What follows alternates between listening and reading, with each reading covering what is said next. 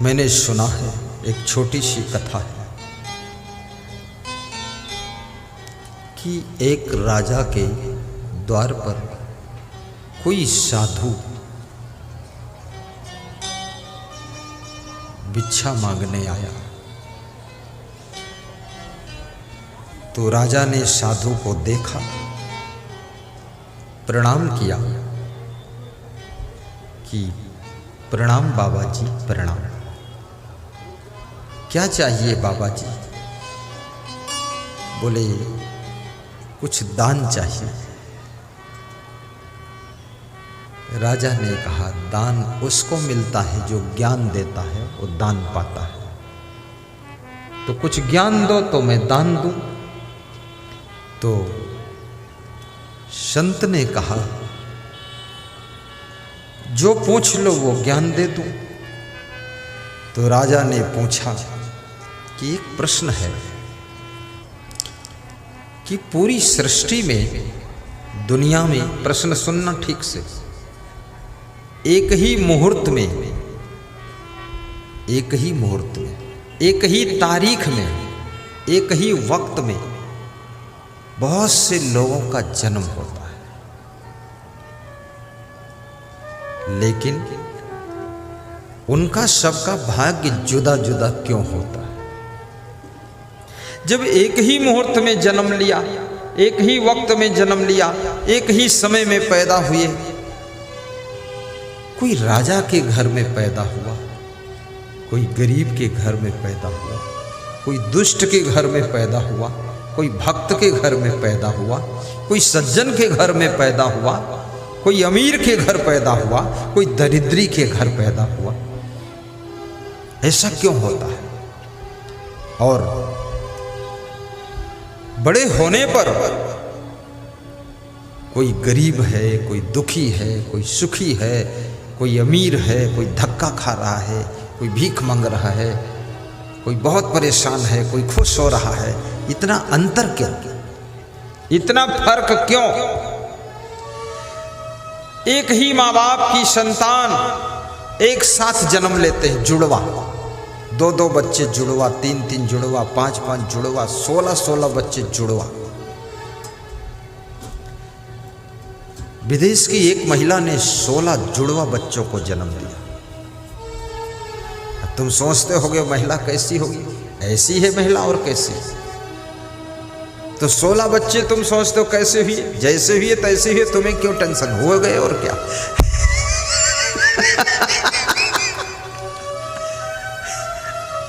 16 बच्चे। राजा सगर के 60,000 पुत्र थे। महाराजा धीराज धृतराष्ट्र के 100 पुत्र थे। राजा ययाति के 100 पुत्र थे। कीचक 100 भाई था। अभी तो महिलाएं इतनी कमजोर हैं, ये तो एक ही बच्चे को जन्म देने में अधमरी हो जाती है। इनके शरीर में इतनी शक्ति नहीं है। थोड़ा सा भोजन खाती है जैसे चिड़िया चुंगल खाती है, शरीर में दमखम नहीं है। अन्यथा इस भारत देश की धरती पर ऐसी ऐसी माताएं होती थी कि 5-5 बच्चे एक साथ जन्म लेते और सब नॉर्मल पैदा होते। कोई डिलीवरी कराने के लिए हॉस्पिटल जाना नहीं पड़ता और उस महिला के शरीर में कोई कमजोरी नहीं होती। आज तो बहुत कमजोरी है। ये कमजोरी इतनी क्यों?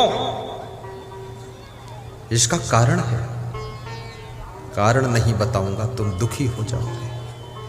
और कारण भी बता दूं तो निवारण बताना पड़ेगा कि उपाय क्या है, कमजोरी न रहे। कमजोरी इसलिए है कि तुम चिंता ज्यादा करते हो।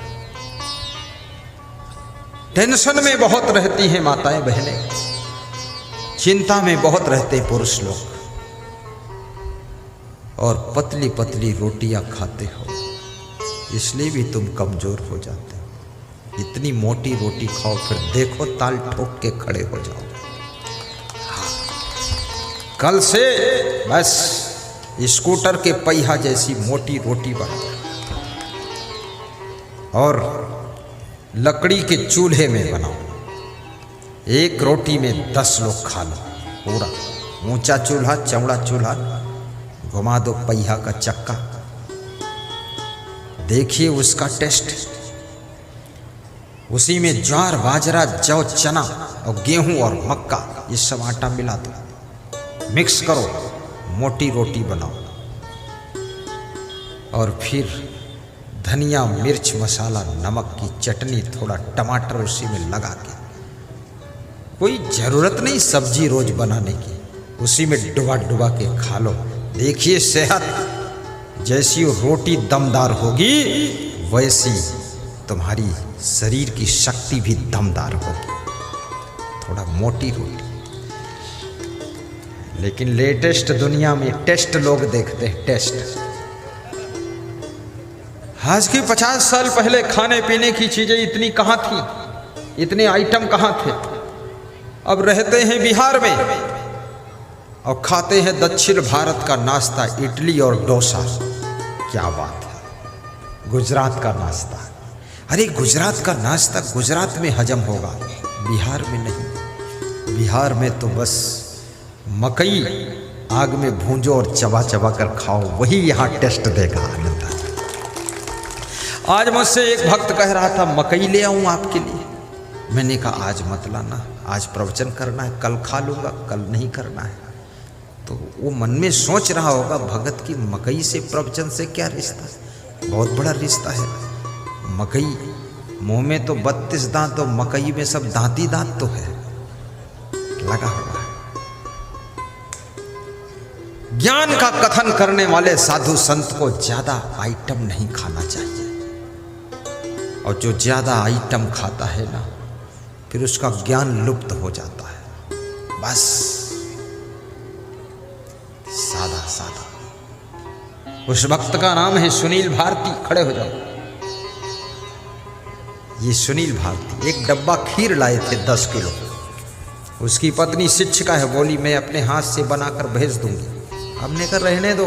अरे बोले खाने दो।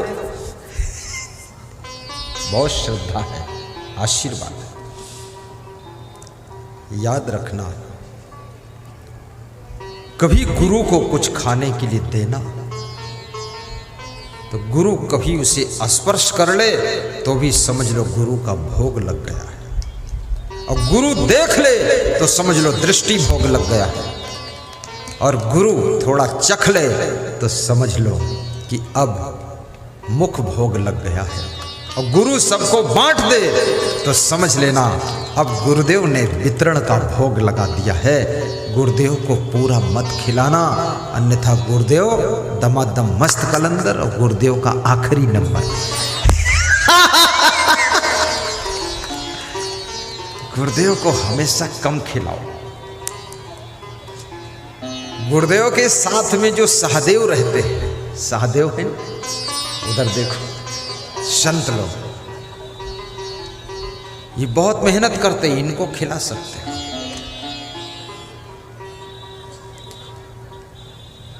हमारे राजस्थान के एक भक्त ने 26 प्रकार का नाश्ता रखा मेरे सामने, तो मैंने कहे तो बहुत है। तो उसने बहुत अच्छा मुझे जवाब दिया, बोले बहुत है खाने के लिए नहीं, देखने के लिए है, दृष्टि डाल दो। जो पसंद आए थोड़ा चख लो, बाकी दृष्टि डाल दो और छू लो। तो मैं जो थोड़ा चखता था वो प्लेट उठा ले जाता था, सब प्लेट धीरे धीरे उठा ले गया। बोला गुरुदेव आपके प्रेम में सब बना है, भक्त भी बैठे हैं, संत भी बैठे हैं, बस आप दृष्टि भोग लगाइए, स्पर्श भोग लगाइए, और आप थोड़ा चख लीजिए, और जितनी इच्छा हो खा लीजिए, उसके बाद सब प्रसाद बटेगा। सच है।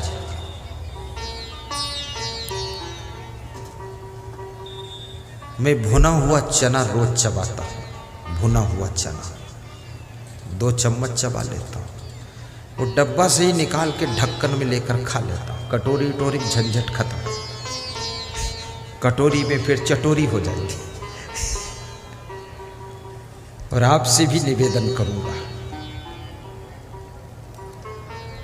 कि भोजन जब करने बैठना तब गुस्सा न करना, क्योंकि अन्न देवता है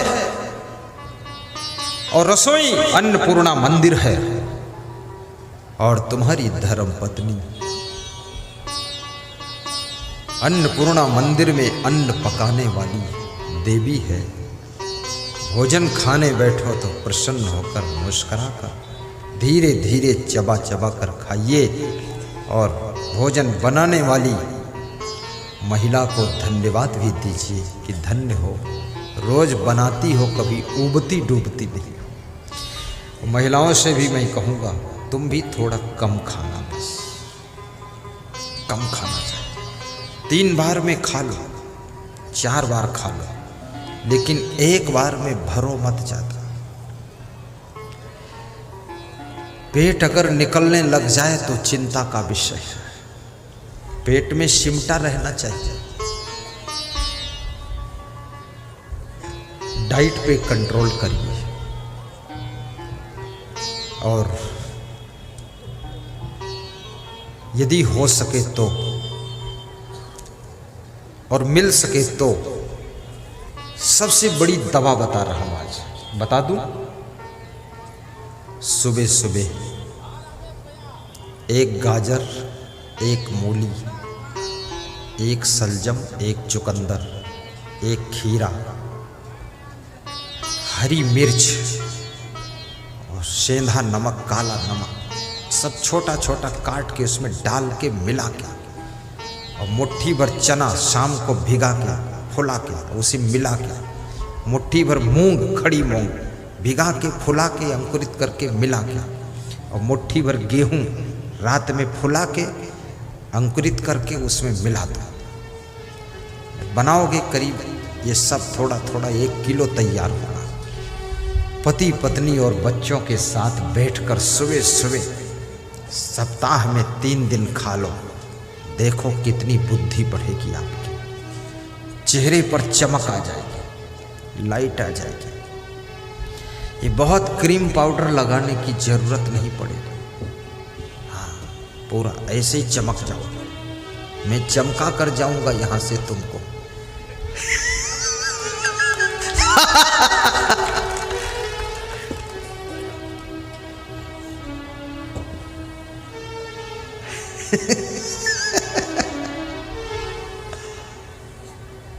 और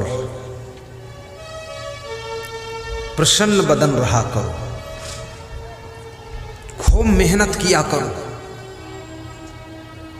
सुबह सुबह की धूप भी लिया करो।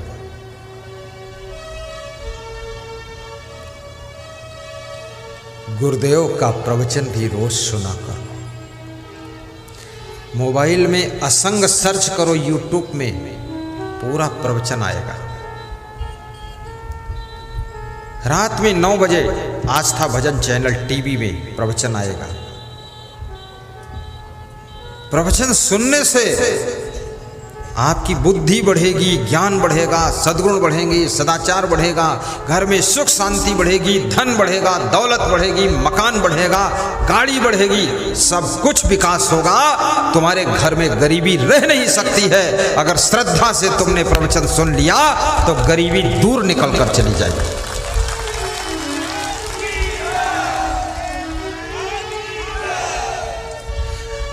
आज हमारे परम भक्त श्री ओम प्रकाश मेहता जी, खड़े हो जाओ, इधर आओ, पंखा चलाओ, ऊपर आ जाओ। वो कह रहे थे 4 साल से गुरुदेव का प्रवचन सुन रहा हूँ। दे दो थोड़ा, वहाँ बैठ जाओ। ये श्रवण कुमार यादव हैं जो चमर डुला रहे हैं, ये ओम प्रकाश मेहता है। अगर चमर डुलाना है तो सफ़ेद कपड़ा पहन कर आ जाना पड़ेगा। हाँ, ये सेवा मिल जाती है थोड़ा थोड़ा। और इस चमर को देख करके मक्खी घबराती है कि कोई घोड़ा आ गया क्या, घोड़ा की पूंछ हिल रही। मक्खी नहीं आती है, मच्छर भी इसको डरता है। बैठ जाओ। सज्जनों, ये भक्त कह रहा था आज कि 4 साल से सत्संग सुन रहा हूँ, 2 मंजिल मकान बन गया, 4 पहिया फर्स्ट क्लास कार आ गई है, दुकान खुल गई है। भाई हमारे सब भाई मिल करके प्रेम से रहते हैं। राइस मिल भी है, कई ट्रैक्टर भी है, ट्रक भी है, और गुरुदेव सब कुछ बढ़ता अगर 10 साल पहले से सत्संग आपका मिल जाता, सुन लेते कहीं, तो अब तक कुछ और ही होता। बोल रहे थे ना, सच बात। और वो गुरु का दीवाना भी है। गुरु का दीवाना छोटा नहीं, गुरु के लिए तन मन धन जी जान अर्पित है। तुनहा में कार्यक्रम आपने ही किया था, समस्त ग्रामवासियों का सहयोग था। वास्तव में सत्संग आपको धनवान भी बनाता है, गुणवान बनाता है, सत्संग महान बनाता है। भगवान श्री राम, भगवान श्री कृष्ण को भगवान के पद पर पहुंचाने वाला, बचपन से जो उनको सत्संग मिला, भक्ति मिली, उसके प्रभाव से उनमें भगवान का गुण आ गया था, भगवत गुण पैदा होता है। ये सत्संग साधारण चीज नहीं। तुम गरीब नहीं रह सकते हो, विवेक से काम करना,